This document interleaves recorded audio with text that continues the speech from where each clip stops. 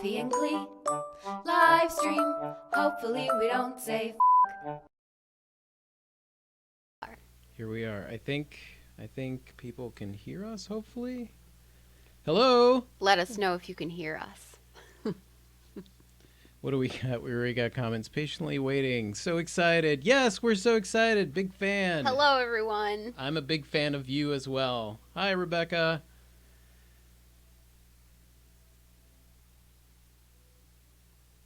All right, so here we are now. Okay, are we in real time and can we Hi. see? Hello, Hi. everyone. Awesome. You guys could hear us pretty good? Hey. Hey. Hello, look at all these awesome people. Yeah, hi, you guys. Hello from Athens, Greece. Whoa, cool. What time is it even over there? Let's see. Hi, Dolores. Hello. Hello, adventure-seeking artist. Susan. Hey.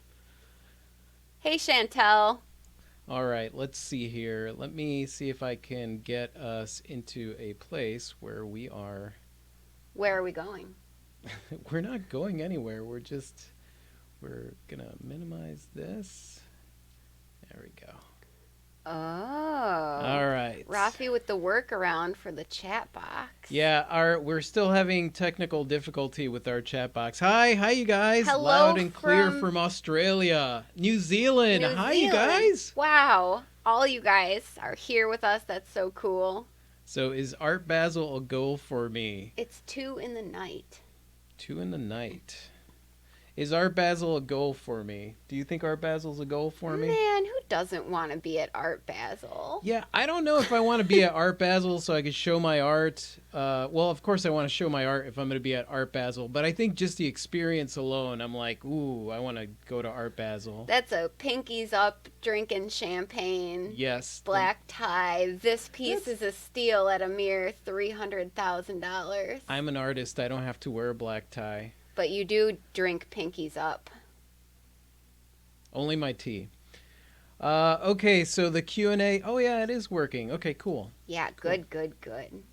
All right, so let's get into this Q&A thing. Hey, you two. Love you guys. We love you too. We love you too, Joey. Crazy. I love you all so much. Watch all your YouTube videos from Louisiana. Thank you, Travis. Thank you. Hello from Arizona and hello from LA. Hello. Hey, everybody. Hey, you guys are so freaking awesome. Obviously, I absolutely adore you guys. Yeah, so. we both adore you. And also, you guys are so nice. You're all so kind to each other and to us, and you deal with our technical difficulties all the time. Yeah, we're having all kinds of technical difficulties. Rafi, are you for light side or dark side? Rebel or Imperial? It all depends on my mood. Sometimes I'm total like... That's me. And then sometimes, I'm like, no, you're not my father. He's light side for sure, but he masquerades as dark side sometimes. Clint, hey guys, I sold my first painting this week thanks to your advice. Oh, that's awesome. Congratulations. Yeah, I give you... You get a celebratory dance move. Yeah, you get a fist bump from me. There's a fist bump. I was going to cook dinner, but now I see you're here so they can eat crackers. Sometimes you just gotta fend. Yeah. What did you have for lunch? Some crackers with some mini hot dog? Yeah, mini hot dogs and crackers. That's the standard studio lunch because, we're in the studio all the time. I had a Little Debbie chocolate roll for lunch. It was super nutritious. Chocolate is good for you. What is your dream goal with your art? Oh, that's a good question, Rachel. My dream goal with my art is to get it out in front of as many people as possible. I have this dream of having a big giant gallery showing with a bunch of like stuffy critics and stuffy people and like really, really cool people there as well. But I want the stuffy people there so that I could have a lot of fun making fun of them. That's my goal, I think. Hashtag goals. Yeah. Do you sell more prints or originals? Right now, I sell more originals because I'm working on a way to be able to do my prints where they are all artist enhanced, which means that I need to buy one of those big printers that you're able to print canvas on, so that I can do my own artist enhanced prints. And then those will be a little bit less. Those will be a lot less than the original paintings. So I think at that point maybe my prints will sell more because there will be more of them. Millions, nay, Yep. billions of prints. You guys deserve millions of subs. Thank you. Thank you. Who's some of the artists that inspire you? Honestly, artists that inspire me are it's their stories. I love watching documentaries. I get all caught up watching documentaries. If the documentary is just talking about their art and not really talking about their struggles or how they started, I'm not really interested all that much. But yeah, I'm inspired by just people's stories, by what they're, how it was that they got started, why they got started into art. So a lot of artists inspire me. Yeah, I like to hear the sometimes eccentric stories of the artists too. Yeah, I like eccentric stories. Mm-hmm. Who's some of the artists that inspire you? Okay, so Clea's so pretty, says Ruby. Aw, thank you.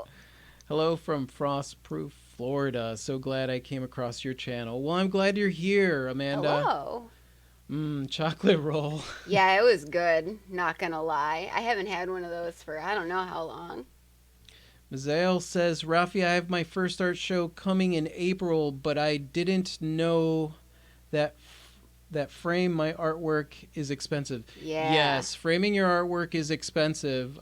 It's one of the reasons that I do not frame any of my artwork. And when I do frame my artwork, it's because I found some cheap frames at the flea market or You some mean thrift some shop. cool vintage frames? That's what you mean. Cool vintage frames that sometimes I will do stuff to enhance them to make them even cooler and match with the painting. Yeah, the frame can often cost as much or more as the art. Yeah, that's why if the collector wants to frame the art, let them frame it. If not, just finish the edges. Now, if you're selling prints or you're selling things on paper, then obviously you do need to get them framed.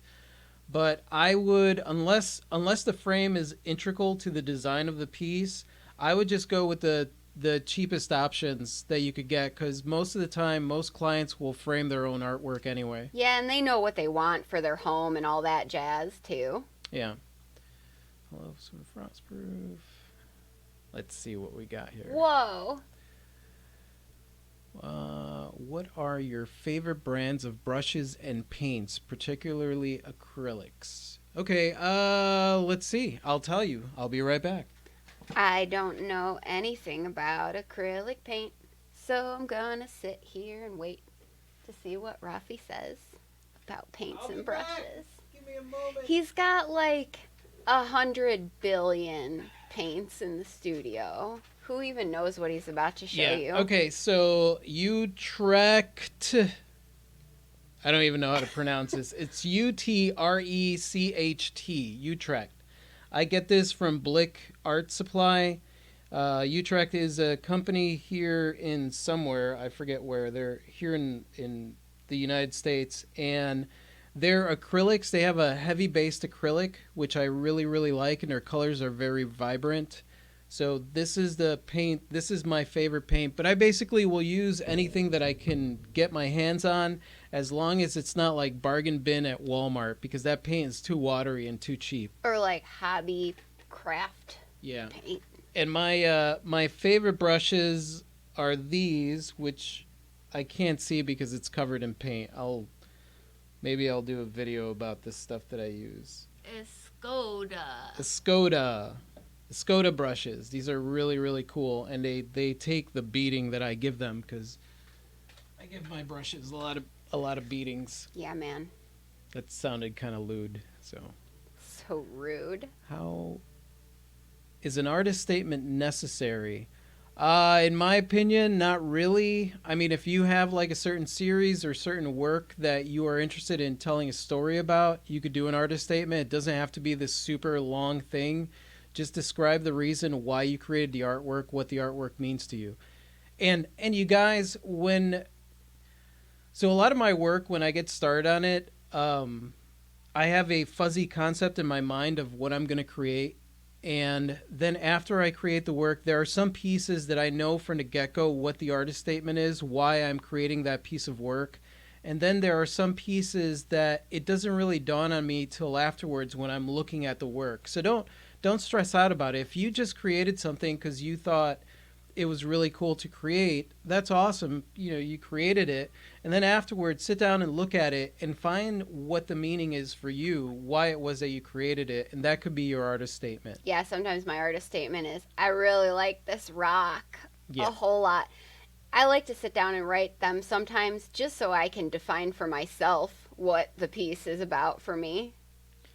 So Art Basel is for the stuffy folks. No, Art Basel is not for the stuffy folks. It is a big Miami party. Any of you that have ever been to Miami, you know that Miami is uniquely Miami, and so it's a big party, and it's a great opportunity for artists. As far as getting into Art Basel, obviously you guys know how it works. Art Basel is an amalgamation of art galleries from all around the world, and essentially they do the same thing that us artists do at most festivals, is that they pay for a booth space and they have to apply and get accepted in. So you would have to be an artist that is part of one of those galleries that goes to Art Basel in order to be able to show your work at Art Basel. I think Art Basel would be interesting. Like, I wouldn't want to live in that world, but I would like to visit. Yeah, it would be fun to visit. There's so much cool stuff, and it's a cool art event. I mean, you definitely want to go to as many cool art events as you can. How would you handle becoming super famous, like galleries and people wanting your art worldwide?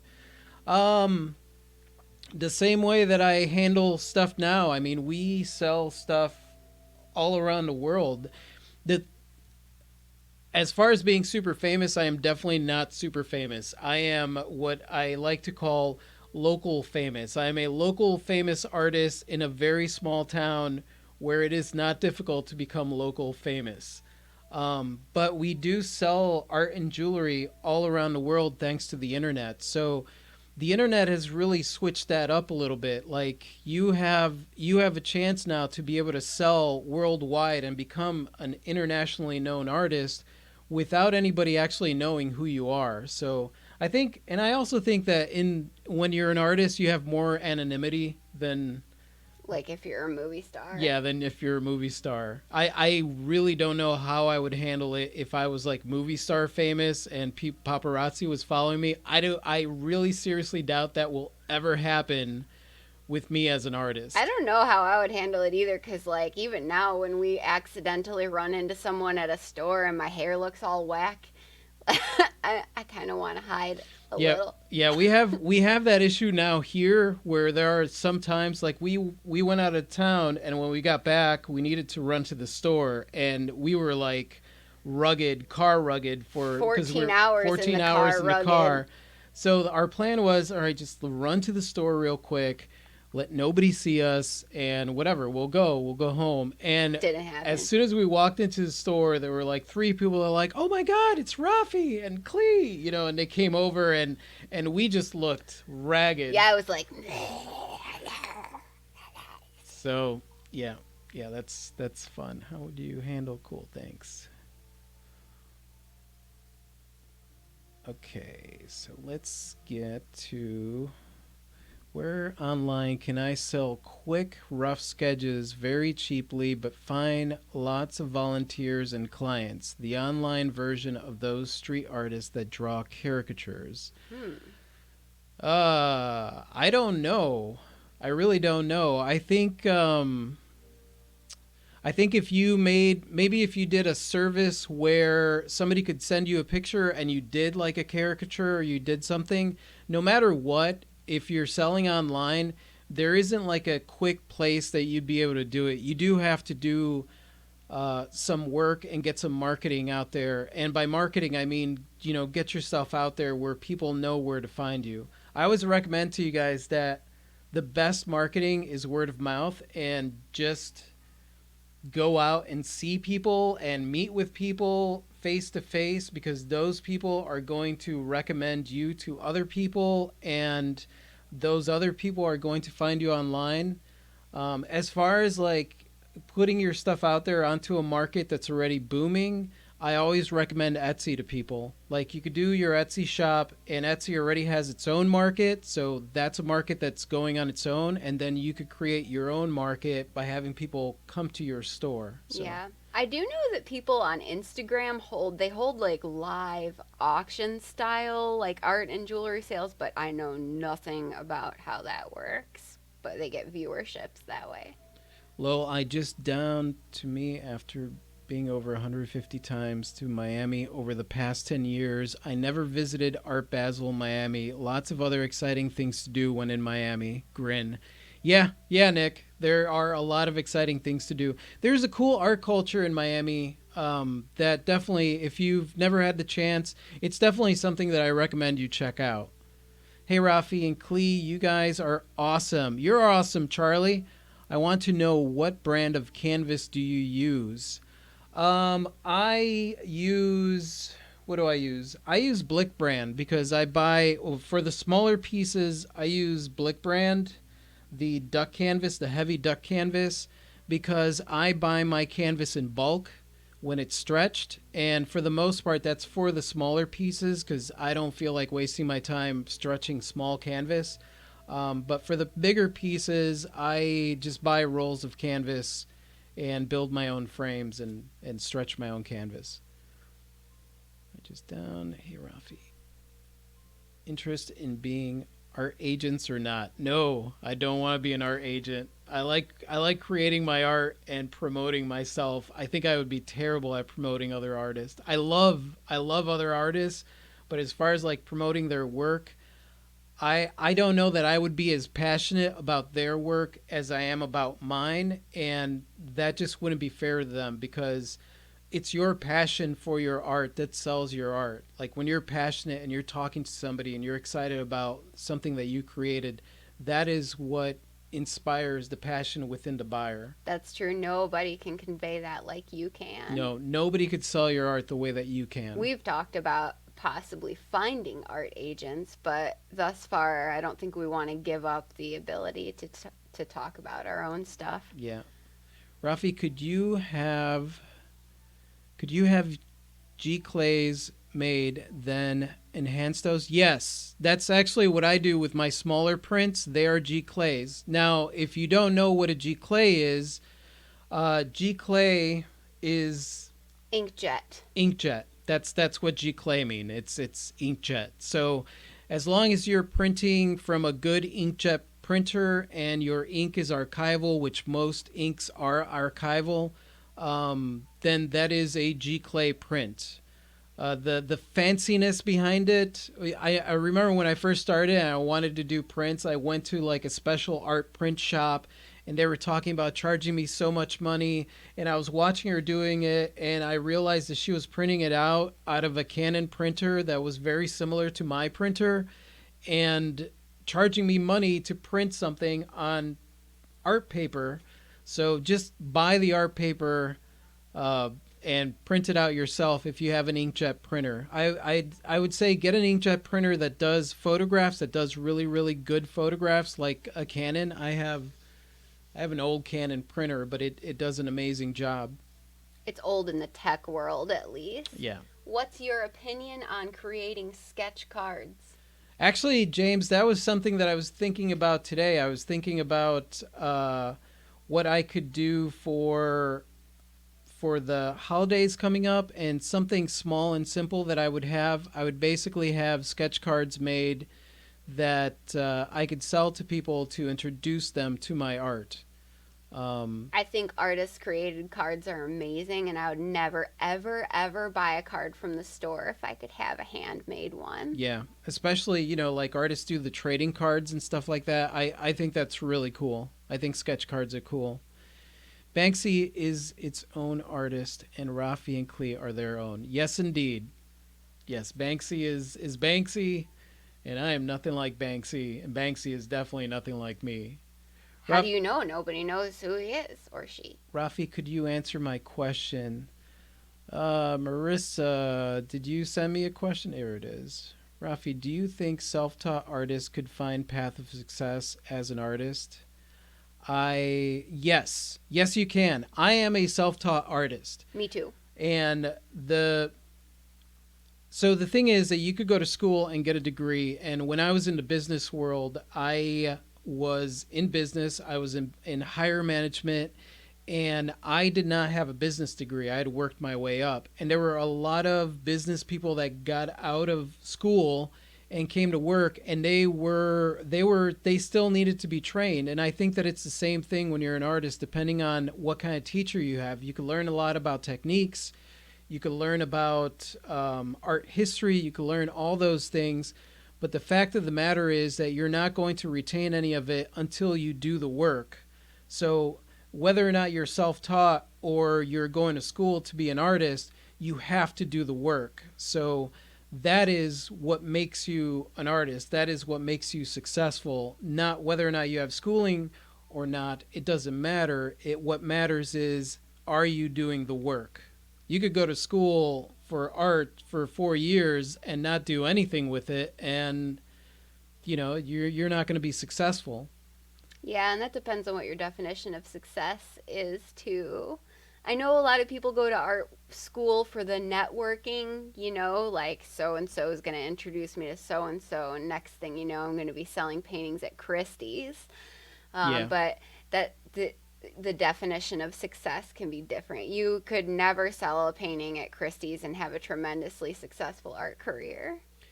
Rachel asks, how do you cultivate a collector base? Little by little, Rachel, organically. Yeah. Organically. The way that we started when when I started, because this was going to be my livelihood, this was going to be my income. Like when I quit my corporate job, I decided that I was done with the corporate world. And so when I started this, I jumped into this full on. So the first 3 years we were doing a festival or an art show or a market or the flea market at least twice every weekend, and sometimes 3 times a weekend. And sometimes we divided and conquered and did 2 shows during that weekend. Yeah, all the shows. So essentially for the first year, we did over 120 shows. And then for the second year, we did over 120 shows. And then the third year. So by the time we were 3 years in, we had done about 400 shows. And so as far as marketing and the way that I see a show, it's not necessarily about going and selling your stuff. Selling your stuff at a show is bonus. It's about getting out in front of people and talking to people and people becoming aware of your art. If people are not aware of your art, then you can't form a collector base. People are not going to know who you are, and they're not going to buy your stuff. Yeah, it's really just little by little. People meet you, they connect with you, they connect with your art, and they will stick with you. One thing that I will say is don't get discouraged, because it takes time. It does take time. And the fact that you are here and you're asking that question, that's something to be very, very proud of, and it's awesome. And if you've ever sold even one piece, that is something to celebrate. A lot of aspiring artists don't even sell one piece, and you get out in front of people, and I guarantee you that you will build a collector base. You will definitely build a collector base. What's your favorite music to listen to when you paint, create? Mine is chill hop mix. Man, we have a weird playlist of music. Yeah, right now it's Johnny Cash and Johnny Cash, the soundtrack from Doctor Who, and Regina Spektor. Yep. At this very moment, we're listening to Wolfgang Amadeus Mozart. Yep. Mozart's in the background. Sometimes it's hip hop. Sometimes it's old school rap. Sometimes it's cool jazz. Sometimes it's cool jazz. And sometimes it's audiobooks. Sometimes audio. Just everything. We like listening to everything. Yeah. How do you cultivate a collector base? Have you always done time lapses or made video or just teaching art? Do you think a channel could work just making art rather than having to talk or teach? Leonard, I do. I really do. I think So my approach, because I don't have the attention span to be able to set up the video cameras to be able to film myself doing art, and it's something that I'm going to try to improve on a little bit, maybe get it set up in a way where it'll be easier for me to not have to focus on it so I can show you guys some stuff. To show you me painting, because I really do. I want you guys to see us working our craft as well. But to be honest with you, that's never been my interest on YouTube. My interest has always been to share whatever knowledge it is that we've learned. Because when I started, there was a lot of advice that was on YouTube as far as becoming an artist, but it was all really, it wasn't really practical. It wasn't down to earth. I wasn't really getting anything out of it. In fact, if anything, I'd leave somebody, and I'm not saying there's a lot of YouTubers out there that are amazing at the advice that they give, but back when I started, there wasn't really that many people out there that were talking about art. So my whole intent with our channel was to give practical, real advice, to give you guys advice and to try to keep it entertaining, where you could sit through some of the dry ass business advice that there is and hear what it is that we're trying to say. So, but I do think that if you are looking for a collector base, just showing your stuff on YouTube, like you painting, you also have to find a way to make it entertaining for people so that they watch it. You got to remember, most of YouTube is a performance. So if you are painting, there should be some performance to it a little bit, at least the way that you edit it together. Ruby, Miami is where the crazy peeps are. Yes, Ruby, most of my family are there, and they are crazy. They're crazy good. Yeah, I want to explore more of Miami for sure. Yeah, we will. Clea, is your jewelry on the website? Why, yes, it is. It is. It's under the Clea Angeli Jewelry tab on our website. Or you can go direct to it at cleangeli.com. Yeah. And let's see. What a wonderful answer. Thank you. Absolutely, Rachel. You're welcome. How do you find open shows and locations to show? Everything I have tried here in North Idaho is closed to new or different. Oh, so they have like the cliques that do all the same shows. Yeah, unfortunately, you're going to run into some cliques when it comes to art venues and stuff. But how would you find? Well, so here, there's a little bit of that here. There's one big major show that's they bring in people from all over the world, and it can be a little cliquey, and it can be a little hard to get in if you're from here. But the longer you're around and the more people you get to know, so like through doing small shows, we ended up meeting people that were on the board of directors for that show and so on and so forth. Yeah. So that can happen organically too. I would say do as many like markets and even small shows or even pop-up shows as you can, and just meet as many people as you possibly can. Yeah, that's brilliant. That's exactly what you should do. Just get your stuff out there. And don't be afraid to pester someone. Rafi sent like 20,000 emails to our local market. Okay, so I did not send 20,000. So they weren't responding. I sent them my application and I didn't get a response. And then I sent them an email and I didn't get a response. Then I sent them 2 emails, then 3, then a 4th follow-up email. And then I called and didn't get a response. And then I showed up with my application and she was there and basically forced my way in there and said, here, take a look at my application, look at my art. I really want to do the market. And then she had me show up to the market the next week. So don't be afraid to pester people. Like that's one area that I don't care. Like if I want something, I'm gonna go for it. Yeah, you're a go for it. The worst thing they could do is say no. And if they say no, well, but if somebody says no, you got to remember, like with kids, when kids ask something and you're like, no. And then they're like, are you sure? And then they're like, no. And it's like, please, no. You tell them over and over. And as adults, for some reason, maybe because we got in trouble when we were kids, we don't do that. But it's okay to do that.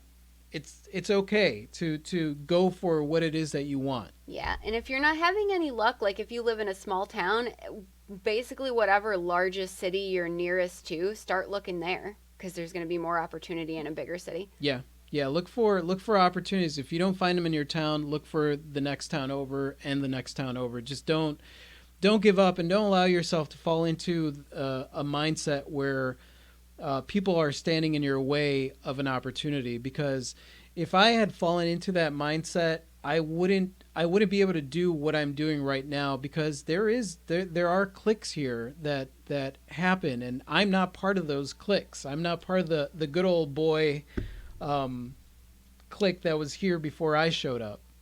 I'm a guy from Chicago that lives in a small town in Pensacola, and I didn't grow up here. So originally I wasn't really part of the art movement here, and I was seen as an outsider, and I just kind of bulldozed my way into being a local artist. So Yep.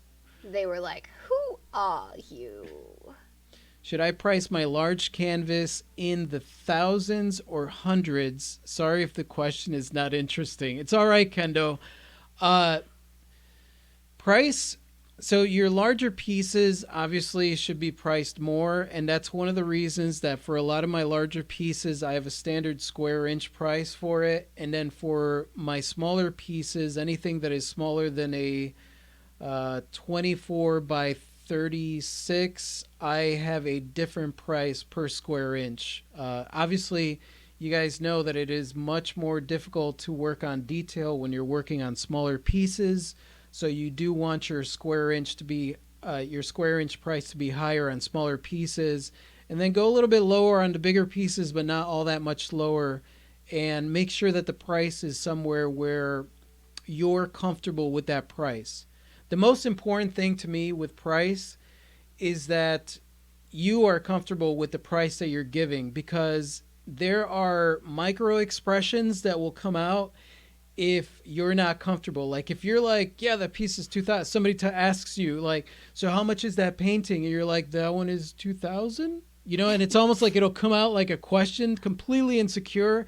And that person their instinct is going to be to feel like they're, getting. It might scare them if Yeah. you're like, "That piece is $3,000." Yeah, $3,000. Yeah, you want to get comfortable. Like I would even go as far as like if you're bringing your, like one of the things I did when I needed to raise my prices because there was a demand on my artwork, and it was just I was having a hard time keeping up. So I decided I was going to raise my prices. That's how your prices go up organically. And so I raised my price, and I felt a little bit uncomfortable with that price. And so I did like an hour-long session with myself in front of the mirror, at telling people pretending that people are like, so how much is that piece? And I'm like, that piece is 2,000. And then realizing that I was like completely stiff. That piece is $2,000. Then I was too serious. Then I was too whatever. And you need to be yourself, and you need to be open and honest when you're giving a price. To all newbies and emerging artists like myself, please don't suffer too hard to become hugely successful or famous, because when it happens, one realizes one loses one freedom and privacy.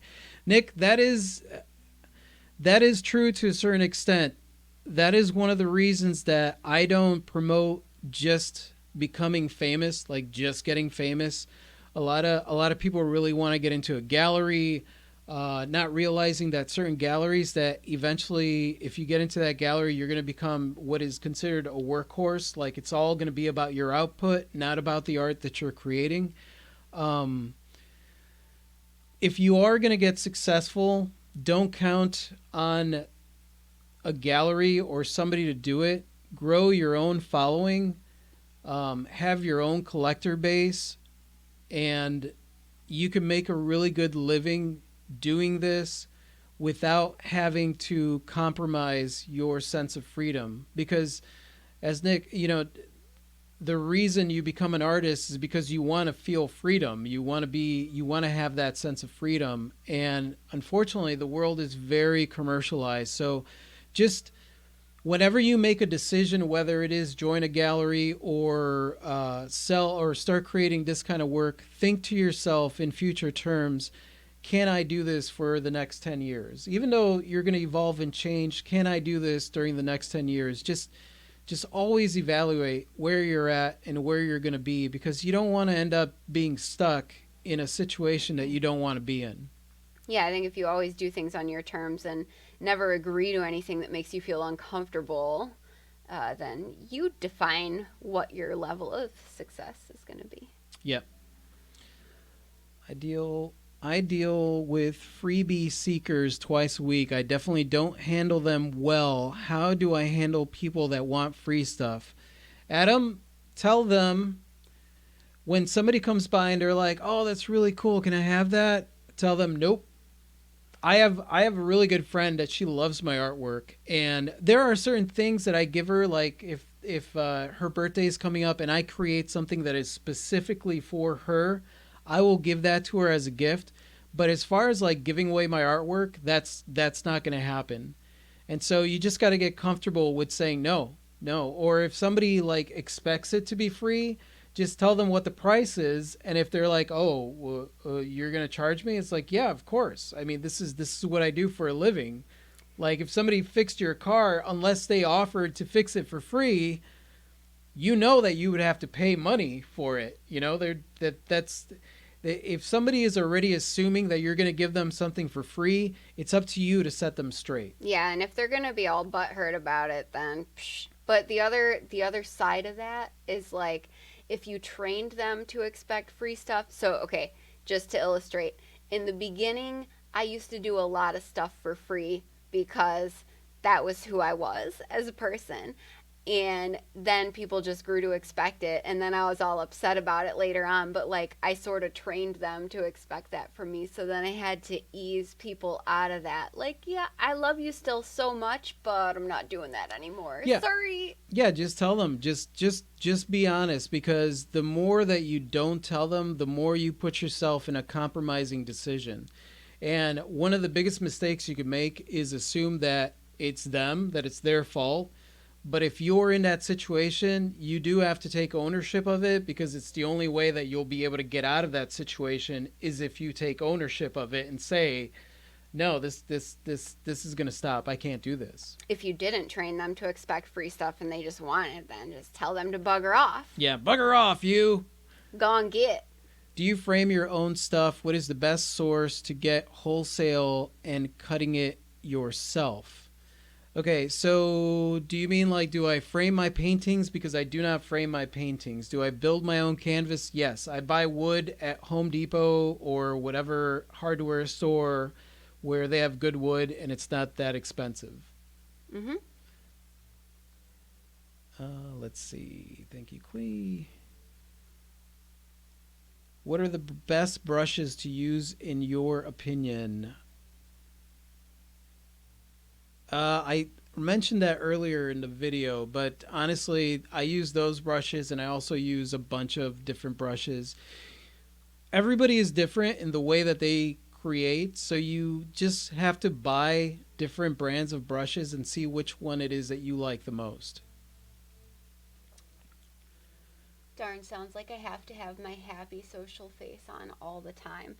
Not true. No, you do not have to have your social happy face on all the time. Listen, I go into full on hermit mode sometimes. It's just what happens, especially if you are out and being social and going to all kinds of events and then you need your downtime or whatever. That's totally fine. You don't have to be switched on all the time, but I also learned that the more authentic I am, like just be my nerdy, goofy, weird self and don't care, then I don't feel as exhausted when I'm done at those kind of social events, because I wasn't playing a role, if that makes sense. That's what's most important. So like if you're doing a show, you got to really inside of yourself want to be there. You got to want to talk to people. You got to want to have a good time. And one of the questions on here is, how do you talk to people at craft fairs if you have social anxiety? And the way that I did it, because I have a hard time, or I used to have a hard time with meeting people from a certain social status. Like I would get all nervous and I would get all stupid and just wouldn't talk the way that I am, because I thought that I had to put on an act to be somebody that these people would like. And what eventually happened was that I got the attitude that I am who I am, and I'm going to behave and say the things that I say and be who I am regardless of who I'm meeting. And if they like it, awesome. If they don't like it, well, too bad. If they don't get it, whatever. And that's what I would say is, when you're doing a show, don't be on, just understand why you're there, why it is that what it is that you could do there that causes you to have a good time, and do that. Make sure that when you're at a show, when you're at a festival, that you are having a good time, and do whatever it takes to have a good time. And Ruby, make sure that you are yourself, that you are yourself. The reason that you're having social anxiety is because you think that you have to behave like someone else, or that people aren't going to like you. And people are going to like you, and some people may not. And you have no control over that. The only thing that you have control over is you being you, and you going out there and strutting your stuff and being who you are and being awesome like you are. That's all you could do. And little by little, the first time I ever showed my stuff, I was so terrified. I could not even bring myself to say hello to people. They had to say hello to me first. It was excruciating for me. I was so shy. If I hadn't done those first shows, I would not even be on this live stream right now. Yeah. I had to little by little work myself out of it. And I just tried to talk about what I was passionate about my work. And when I got into that conversation, like, I sort of forgot that I was feeling painfully shy. And also, do what makes you comfortable. Bring a friend with you who makes you feel at ease, and talk amongst yourselves. That way you can visit with people that come and see you, and then you can visit with your friend. And any little thing you can do to make yourself feel at ease. Yeah. Have a book with you and read it and greet people, and then go back to reading your book. Whatever makes you feel at home in a situation. Yeah, and get out of your head, and don't prepave that it's going to be a stressful situation, or that you're going to feel anxiety.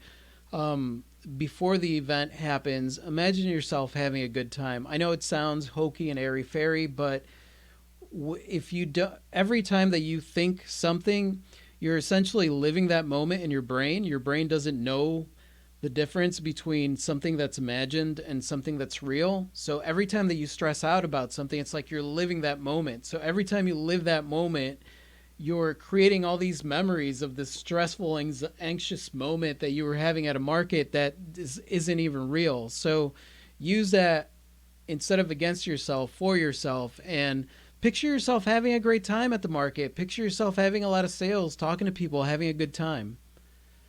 And making friends with your market neighbors. Yep. Who, by the way, probably also have social anxiety. Yes, everybody there has social anxiety. Who are your biggest influences? I would say that my biggest influences... Do I have influences?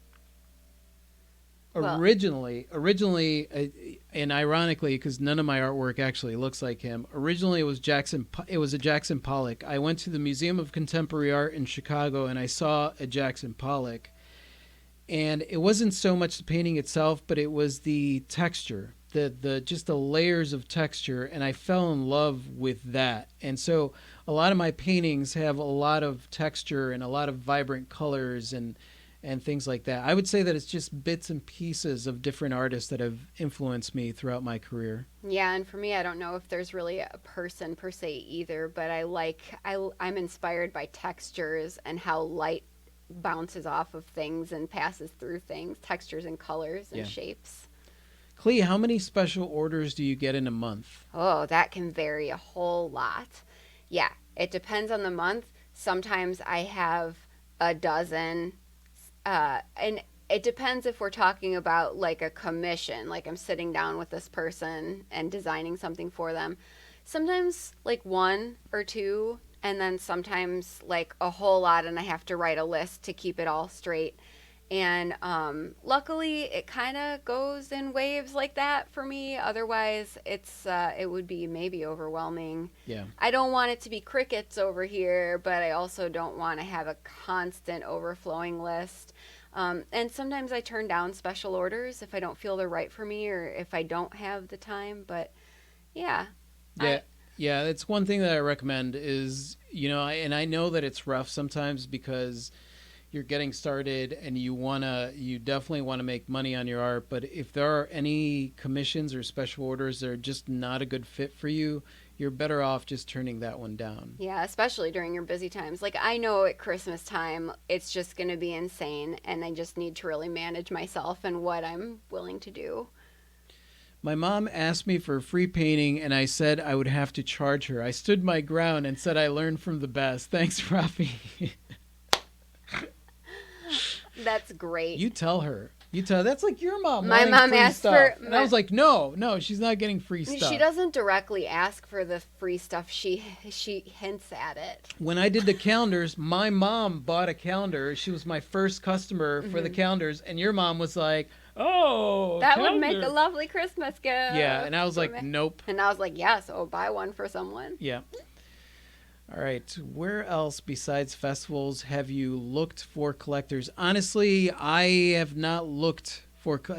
You don't look for collectors. You show your stuff wherever you can show your stuff, and people find you. And I understand that question because in the beginning, I remember just feeling this desperation, like, where am I going to find? It's almost like when single guys are like, where can we find girls? You got to go to the club or you go to the laundromat, to meet people. And it's like, it doesn't work that way. You have to put yourself into venues where there are people that are interested in art, or hang your stuff around town where people will see it. So art festivals, markets, having your stuff hanging in a restaurant. I've gotten collectors that way. Hanging stuff in businesses, having stuff at the gallery. I've gotten collectors that way. Just anywhere where you have an opportunity to show your art, that's how collectors are going to find you. Collectors need to find you. It's not you finding collectors. It's your job is to create artwork, and that's it. Mm-hmm. Your job, that's your job. You are an artist. You create artwork. Create as much artwork as you can that is good quality, that represents you, and put it out there. Yeah, good. My collectors have pretty much all come from shows or Etsy, or a collector introducing one of their friends to my work. Yeah. Word of mouth. Rafi, does your bandana fuel your creativity? No, it does not. My bandana covers my bald head. That's what it does. From getting sunburn and chafed and things. Yeah, because we live in Florida, and there have been times where I haven't worn the bandana, and during the summer, all of this either gets red, or I do wear the bandana, and then all of this up here stays really white. And he gets a pretty bodacious tan line. Yeah, it's right pretty. there. It's not good. It's super good. I'm shy when they ask about the meaning of my pieces. I tend to stutter. What's a good way to overcome?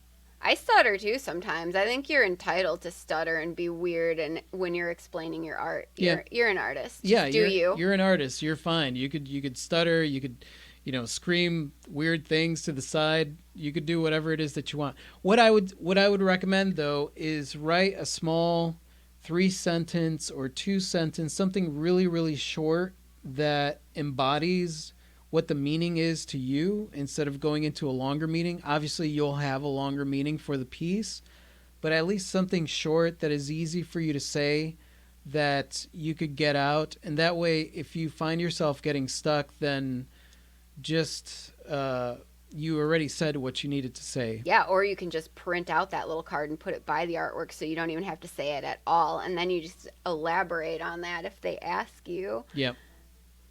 Yeah. I would have thought Jasper Johns, texture and color. Yeah, actually Jasper Johns too. So yeah, he was he inspired some of my work, some of my creativity. I like the word art in your Instagram post today. What did you post on Instagram? Oh, thank you. I didn't see the Instagrams today. I don't remember what I posted on Instagram today. Well, I'll have to visit your Instagram page. Oh, yeah. I posted the painting, the photograph that you took. Oh, yeah. Oh, yeah, I like that painting a whole lot. Can I have that painting for free? No. I always get stuck explaining my artwork. When I paint, I feel emotions and I just paint. It's hard for me to explain to others. How do you explain, especially abstract art? So don't worry about explaining it to others.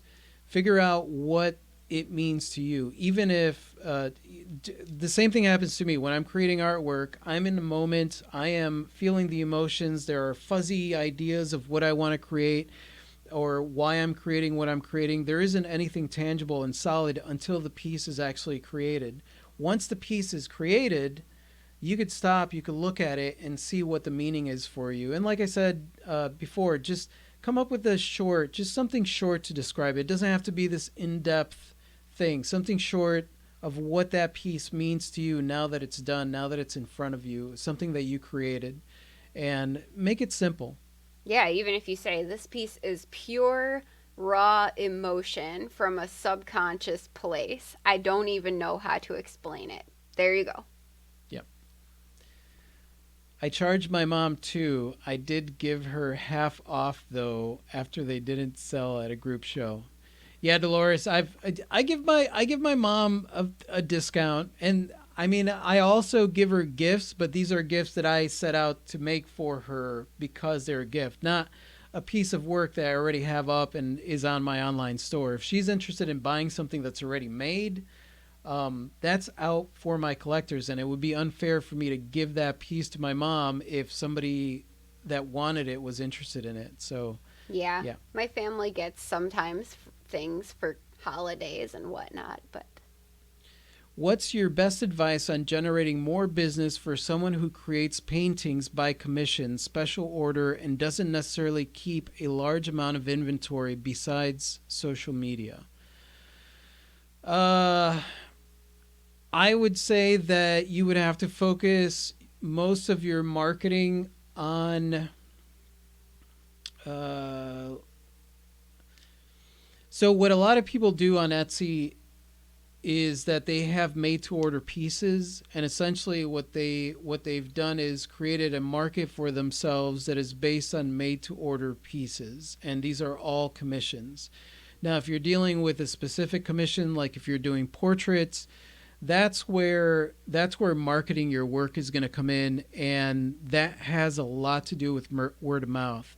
It means that whenever you do get a commission, you could do things like ask this person to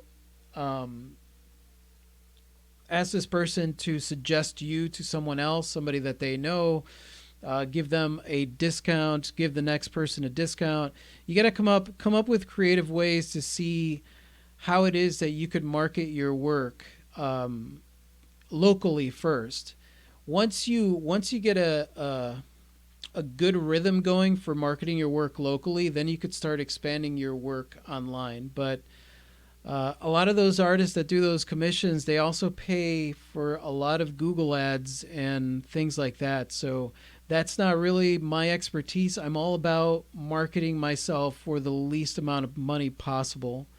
When you're in a specific niche like that, it could be really easy, but honestly, most of it's going to have to be word of mouth. It's going to have to be social media.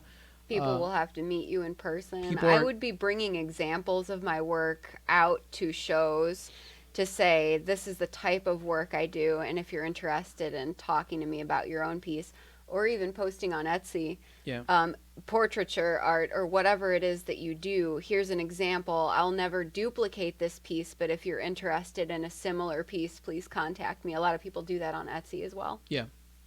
Someone asked me to do another painting of one that I did. I'm kind of a one and done type of painter, and I'm shooting myself in the foot with that attitude. No, I'm a one and done kind of painter as well. Now, what I will do is create something that is inspired by the old piece, especially if it is a commission. And when I sit down with the new client, because they want a piece that is based on this piece, I'll ask them, what is it that you like from that piece? What is it that it means to you, and then I create a piece that is much more personal to them, but I will never duplicate one of my pieces. That just flowed nicely into that question right Yep. there. Clee, do you create molds and make multiple or singular design of your pieces?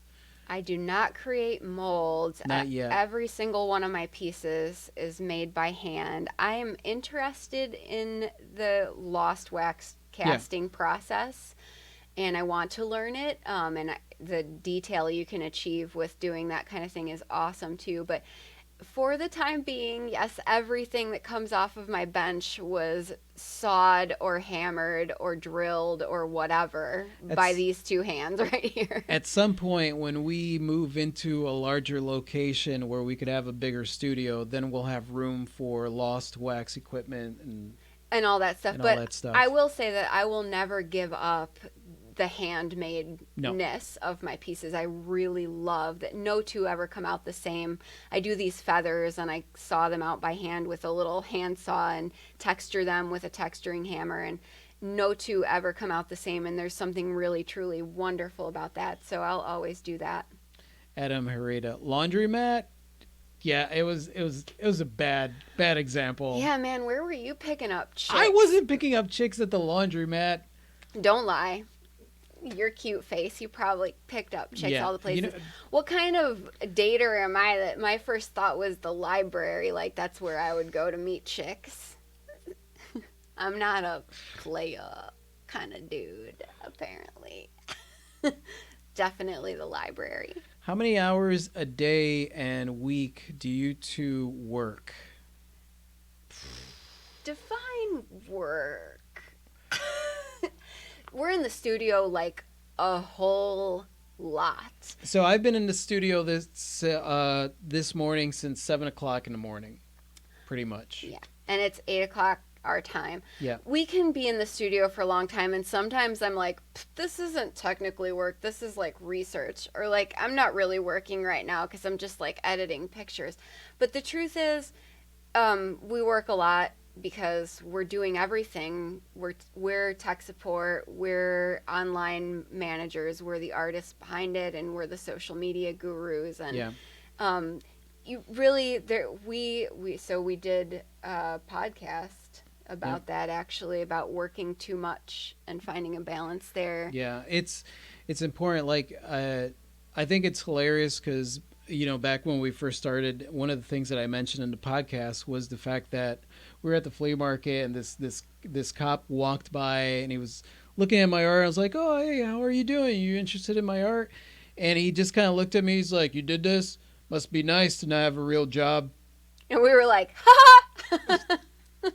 Yeah, totally. And like, I definitely work more now than I did even when I was in corporate management, where I was working 60 to 70 hours a week. The difference is I really, really love what I'm doing, and I do get to make my own hours. So if I am in the studio and I am working on art, or I am doing some marketing, or I'm updating the website, or I'm doing tech support, or whatever it is that I'm doing, editing YouTube videos, it's all stuff that I really love and I enjoy. There is nothing that I am doing that I have to do. The worst thing was taxes. Yeah. And, even that, we pay somebody to do our taxes. We just have to get all the paperwork ready, which I try to manage okay. that throughout the year so that it makes it easier. But that is a big point, is that just about everything we do is really, really fun for us. Yeah. So we're definitely not toiling away at our business miserable. And at times where I do feel bogged down, I have to remind myself, like, I play with rocks and metal for a living. And whenever I'm taking myself too seriously, where I'm like, oh, I've got, I humble brag and I'm like, I've got like 5 commissions and I've got this deadline and I've got this. I got to remind myself that, oh, wait a second, I'm painting. I am doing something that I absolutely love. Because your brain is going to want to turn it into a job, and it's a responsibility, and it's this and it's that, and the reason that I'm doing this is because I want to have fun in life. I want to enjoy my life. I want to do the things that I was always too afraid to do, because at some point, maybe about 10 years ago, I realized that life is way, way too short to not do them. So I'm not going to take that and then turn it into a stressful thing. Yeah. It does take a little bit of time management strategy and planning to not feel overwhelmed and stuff, but it really, truly is fun. Yeah. It is. It's fun. It is our way of expressing ourselves out in the world, which is amazing to me that we get to do that. Yeah. I just wanted to thank you for all your videos that you guys do. I'm having my first gallery show April 5th, and I never would have ventured out if it wasn't for your videos and your great advice. Hooray! Aw, that's Congratulations. awesome. Congratulations. That's amazing. Just found you guys and have been learning so much from you both. Thank you for all that you do. Thank you, Connie. Yeah, thank you. Do you think entering my work into a competition will give me the right exposure? I have mixed feelings about competitions. So I enter competitions, but I'm very picky about the competitions that I enter, and I don't do them for exposure. There's one thing that I've come to learn. Whenever somebody tells you, or there is any kind of advertising that says you'll get exposure, it's usually not a good deal. It is not a good deal. Whenever somebody's coming to you for a donation and they're like, yeah, we'll give you a lot of exposure, none of that is true. You're not going to get any exposure. So if you are going to do something, if you're going to enter a competition, or you're going to donate something, or you're going to give something away to some charity event, then do it for yourself. Don't do it for the exposure. Yeah, well said. I absolutely love the ring I got from Klee. I get compliments all the time, and I hope they are actually going and checking out your store. Thank you, Chantel. That makes me feel real happy that you love your ring. Yep.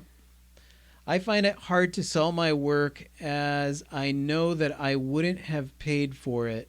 I'm just not that good yet. How do I go about selling art as a mediocre artist? Thank you for the informative and wholesome channel. Thank you. That's a good question. I would have to say that you're never going to feel like you are at your optimal place, and you do have to get started somewhere. If people are interested in buying your work, then I suggest that you start selling your work, because those same people are excited about getting in at the bottom level, at the starting level, and watching you progress as you improve through your career. You know, obviously in the last 10 years, I've improved from where I was 10 years ago. I mean, you can't help but improve no matter how good of an artist you are. If you're not growing and improving, then you're not doing anything awesome with your art. So, and a lot of those people that were with me in the beginning, that honestly back then, even I was like looking at some of the work and I was like, yeah, I don't know. I wouldn't have paid for anything that I was creating. I still loved it, but I was also cheap, so I wouldn't have paid for it. But those same people still follow me today, and they're still collectors of my work. And there are some collectors of my work that have several pieces that range from when I first started to now. So, yeah. Yeah, and they've even told us, like, you know, I bought work from you because I believed in you, and I liked the art, and I liked who you were. And back then when we were started, and maybe our pieces were okay, they were mediocre, people still really loved them, and they would find things that they resonated with. And look, the work wasn't that expensive back then either. And that's the benefit. That's what people are really going to like.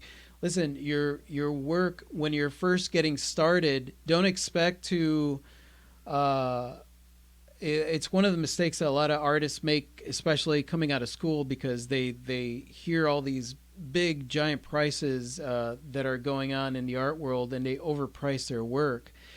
And you got to get started. Your prices are based, if you were just basing your price on materials alone, and the way that materials work is, let's say you go triple keystone, right? So like on a piece of canvas, I 16 by 20, I may be paying $5 for the canvas, and then the total of paint that I use is maybe, let's say at an expensive end, another $5, and then I'm doing the varnish and stuff. So let's say altogether on a 16 by 20, my material cost is about $15, and that's a lot. And then you triple keystone that, and that's $45, right? And let's say that I'm charging minimum wage per hour, right? So now I'm adding that to it. So that 16 by 20 in the beginning, because I don't have the reputation to back up some of the prices, that 16 by 20, I think I would have charged $60, $60 to $70 for it. Now, when I started a 16 by 20, I was selling for $20 because I was happy to get $20 for anything because I had never sold any art before. So obviously my 16 by 20s are a lot more now. Any piece that is that size is a lot more now, but that's because everything's grown organically. The more confident that I've gotten in my abilities and in my art career, and the more people that have been, the more demand that there is for my work, the higher my prices go. And that's what I mean when I say your prices should go up organically.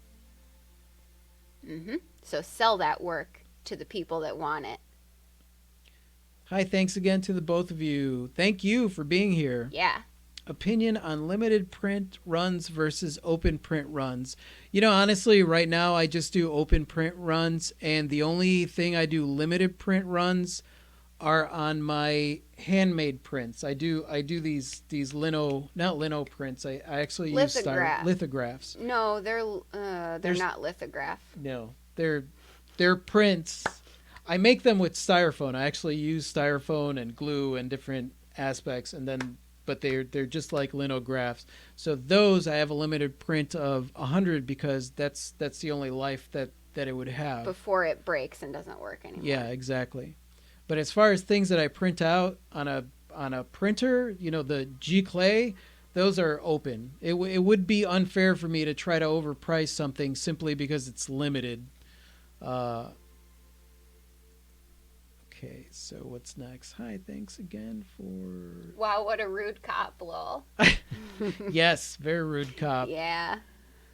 All right, let's see here. You guys are a real treasure. How wise and brave you are to share your... Oh, thank you, Nick. Thank you. Appreciate that. Time flies when I'm working. It's usually dark when I start and dark when I stop for the day. Others don't get that, and I get cranky when others interrupt. Okay, meaner than cranky. Yeah. There are times where I'm in the middle of something, like just totally focused, and somebody's like, hey, do you want to blah, blah? I'm like, no, I'm busy. Yeah, true. I try not to be. I try to be happy and go lucky, but there are days where I just want to be left alone. Yeah.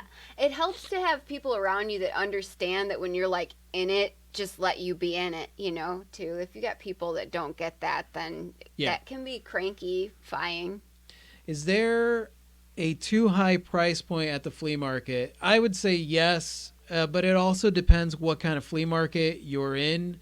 We were in a more higher end flea market, so some of the prices, I did sell pieces out of there that were about $200, $300, and then as low as $20. So obviously I sold more of the $20 pieces than I sold of the $200 or $300 pieces. But I would say if you were going up over $1,000, that just, I mean, you never know. You might meet people. I did a Comic-Con show that I should not have been in, and because I didn't have any like comic book art, I brought in these 3 big pieces into the show, and it just so happened that this guy brought his daughter to Comic-Con. He wasn't there for it himself, and he saw the artwork, and he had just bought a new house, and he bought all 3 of my big, giant, expensive pieces. So you never know. You never know where you're going to meet the collector. Yeah, it's true. The most important thing is that you're confident in your prices, and that's it. because you could have a super secret billionaire walk in and want some art from you. Who knows? Who you are is key. They buy into you. Yes. Yeah. Yes, Eddie. Who you are is key. They're looking at the art and they may make a connection with your art. But I mean, I have actually been to art festivals where I'll look at the art and I think that the art is beautiful, but then I meet the artist and then all of a sudden the art changes for me because they're kind of grouchy. Yeah, they're kind of grouchy and they're, you know, so like the art changes. So yeah, it's definitely you. I'd highly recommend to watch all of Rafi and Klee's vids. They're pretty much answer all the questions one can think of and then some. Oh, I forgot. Greetings from Canada. Greetings, Nick. Hi. And Paris. Oh. Okay, I'm off to bed. Good evening. Good evening, Nick. Thank you for your response. People are interested, and I have sold some work. I will focus on improving. Fantastic price advice too. Yeah, sell it, and keep improving. I mean, there's nothing more motivating to keep improving your art than actually being able to sell the stuff that you've created, and having these collectors and wanting to impress your collectors more. You know, instead of just creating the same stuff that you've always been creating, letting them share in that journey with you. I've got a first gallery showing in April at a small gallery. It is worth the 50% commission for. Is it worth the 50% commission for a first timer? That depends. Some 50% commission, huh? It all depends on where the gallery is at, what the flow of traffic is, how much marketing the gallery is doing. If you are doing the majority of the work and the gallerist is not doing anything, because the way that the commission system should work with a gallery is that they're having a show, you're having your show there, and they are going to invite all of their collectors to come and see the show. And that's where they're earning their 50% because they are bringing in the crowd to sell your stuff, and they're doing the work to try and sell their stuff because then they make the same amount of money that you make. So I can't answer that question whether or not it is worth it for a first timer. It may very well be. It may be the most awesome thing that you've done, or it may not. So I would say just take that experience and see how it goes and learn from that particular experience dealing with that particular gallery. Yeah, it really boils down to try it and see, or if your gut's saying no, then, trust your gut. Trust your gut. I have a gallery that I pay a 50% commission to, but they work for it. Yep. Yeah, they work for it. All right, you take the next question because I'm going to get water. Okay. I seem to procrastinate so much with my art. Do you have any tips for pushing through this, etc.? I procrastinate when I'm afraid to do something. Like, I have a concept in mind and I don't know how I'm going to do it exactly, because a lot of stuff is just figure it out as I go. Or if I don't have a totally formulated concept. And so what I'll do is I'll sit down at my bench and I'll be like, well, let me just cut some wire. I'm just going to do that one thing and then I'm going to walk away. But it never ends there, because then I'll cut the wire and I'll be like, well, let me just bend it into this shape. And then I'll stop there and then I'll walk away after I bend it. And then I bend it and then I'm like, well, let me just hammer some texture into it. So if you can just get yourself to do one thing, yep, then it'll snowball and you'll be fine. Yeah, for me, a lot of times the one thing is to get my canvas ready. Not even put anything on my canvas, but to just get my canvas and put it on the easel. And that's my first step. And as long as I got that done, then I could move on to step number 2. Just take it step by step. And sometimes I do just do step 1 and then I walk away. Yep. And it's fine. And then I go back the next day and step 1 is done, so I can just do step 2. Yeah. Just when you are putting something off, then find a way to do it just step by step by step, because it means that there's something that you're scared of. I had a commission I was terrified to do. It was this giant opal, and opals can break if you look at them wrong. It was this humongous opal, and I was bezeling it in rose gold and white gold and yellow gold, and it was this free-form design that I had no idea how I was going to pull off, and I put it off for like 6 months. Yep. And then they were like, how about that necklace? And I had to force myself to like, let me just build that outer wall of this bezel, and then I can be done for the day. But then I totally was excited once I got started. And it just, it happened in like a couple days, that piece. Let's see. Next question. So we'll take on 2 more questions, Okay. and then we will have to say goodnight because we're running a little bit over. Indeed. Do you have a theme that runs through all your paintings, or do you do something different with each? I do have a theme. Okay, so the overall theme for all my paintings has to do with being happy and empowerment. That's the overall theme. But I would say that then what I'll do is go on a variation and create a series. So one series of paintings will have its own kind of theme, but still the overall theme will still be under all of those. Does that make sense? Like, all of my artwork means one thing to me, and then I do have series that I create that have their own meaning within that meaning. The overarching theme is you, essentially, and what you're about. Yeah. And then your series could be different elements of what you're interested in. Yeah, exactly. So my overarching theme is like, dude, Earth is amazing. These rocks that formed over millions and billions of years, and the metals that were bombarding the Earth in its wee infancy, born in the hearts of supernovas. That's my theme. Like, yeah. Look at this. This is amazing, and Earth gifted us these things, and I get to work with them, and you get to wear them.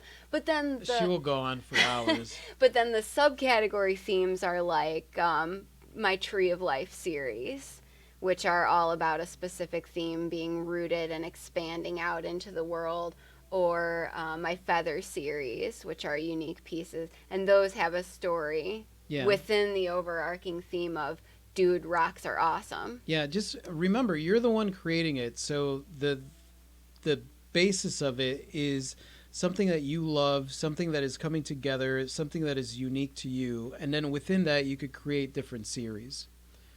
Let's see. You guys have no idea how much you helped the art community. You're a national treasure. Seriously, love you guys. Thank you, Champion 61. Thank you. I'm so amazed all the time to be a part of this community of people that watch us. Yeah. You guys are the community, and good night, Deborah. Oh, good night, Deborah. We're here with you, and it's just friggin' amazing. We're going through our life experiences, and we're sharing them with you, and words don't even cover it. You guys are so, so awesome. Yeah, you guys are so awesome. And I'm going to say good night very soon. Thank you so much giving your time and answer. Thank you, Carol. You very appreciative of your time, willingness to share. Hope your evening is grandly blessed. Thank you. Thank you. And this is our shameless self-promotion screen where you can find us in all the places and stuff. And we're going to say goodnight to you guys now. Thank you so much for you guys being here. You guys are so freaking awesome. I totally adore you. Yeah, I adore you too. Yeah. So we will catch you next time. Say goodnight, Clee. Good evening. Adios. Now I got to turn this off. Do you know where the off button? I got to have a better rhythm here. Stop gesturing into your microphone. Bye, you guys. Good night.